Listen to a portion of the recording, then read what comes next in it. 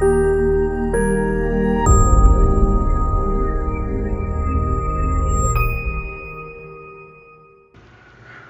സ്വയംഭരണ സ്ഥാപനങ്ങളിലേക്കുള്ള തിരഞ്ഞെടുപ്പ് എടുക്കുമ്പോൾ വോട്ട് ചെയ്യേണ്ടത് എങ്ങനെ, എത്ര വോട്ടുകൾ, ഏത് ബട്ടണുകൾ എന്നിങ്ങനെ പലർക്കും സംശയങ്ങൾ ഉണ്ടാകാം.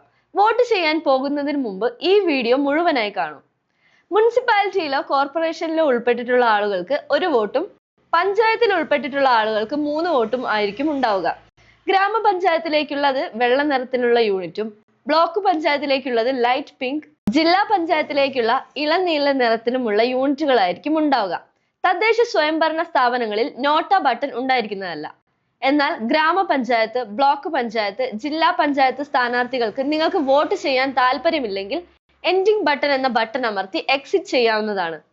മുനിസിപ്പാലിറ്റിയിലും കോർപ്പറേഷനിലും എൻഡിംഗ് ബട്ടൺ ഉണ്ടായിരിക്കുന്നതല്ല. വോട്ട് ചെയ്യുന്നതിനുള്ള തിരിച്ചറിയൽ രേഖ ഉറപ്പായും കയ്യിൽ കരുതി ക്യൂ പാലിച്ച് നിൽക്കുക. ആദ്യത്തെ പോളിംഗ് ഉദ്യോഗസ്ഥൻ നിങ്ങളുടെ ക്രമ നമ്പർ ഉറക്കെ വിളിച്ചു പറയും. രണ്ടാമത്തെ ഉദ്യോഗസ്ഥൻ ചൂണ്ടുവിരലിൽ മഷി പുരട്ടിയതിനു ശേഷം ഒപ്പുവയ്ക്കാൻ പറയും. ശേഷം തരുന്ന സ്ലിപ്പുമായി വോട്ടിംഗ് മെഷീന്റെ അടുത്തുള്ള ഉദ്യോഗസ്ഥന്റെ അടുത്തേക്ക് പോവുക. അവർ ബാലറ്റ് യൂണിറ്റ് ബട്ടൺ അമർത്തി വോട്ട് ചെയ്യാൻ സജ്ജമാക്കും. വോട്ട് ചെയ്യുക എന്നത് നമ്മുടെ ജനാധിപത്യ അവകാശവും ഉത്തരവാദിത്വവുമാണ്. വോട്ടിംഗ് കേന്ദ്രത്തിലെ നിയമങ്ങളും നടപടിക്രമങ്ങളും മുൻകൂട്ടി അറിഞ്ഞാൽ സംശയങ്ങളില്ലാതെ ആത്മവിശ്വാസത്തോടെ നിങ്ങൾക്ക് നിങ്ങളുടെ വോട്ട് രേഖപ്പെടുത്താൻ കഴിയും. അപ്പോൾ കൂടുതൽ വിവരങ്ങൾക്ക് ചാനൽ സബ്സ്ക്രൈബ് ചെയ്യുക.